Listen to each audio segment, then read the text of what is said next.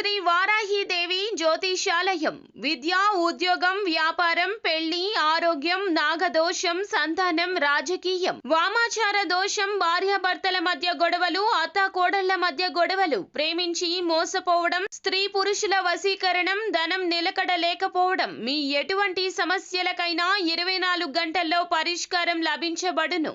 Number 1 వశీకరణ specialist Pandit Pawan Namboodiri, Kerala తాంత్రిక గురువు గారు. Phone number 9043637512.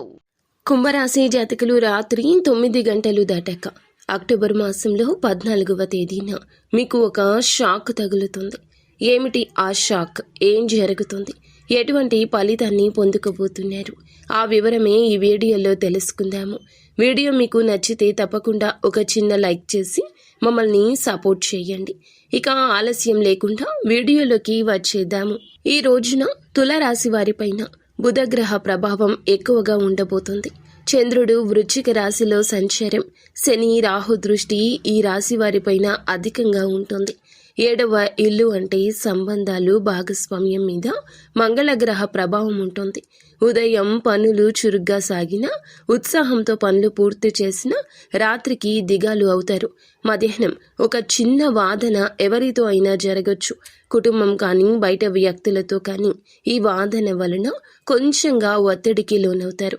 సాయంత్రానికి ఆర్థిక విషయాలు మెరుగైనా ఆర్థిక పరమైన అంశాల్లో కాస్త ఖర్చు కనిపిస్తోంది. ముఖ్య నిర్ణయం తీసుకోబోతున్నారు.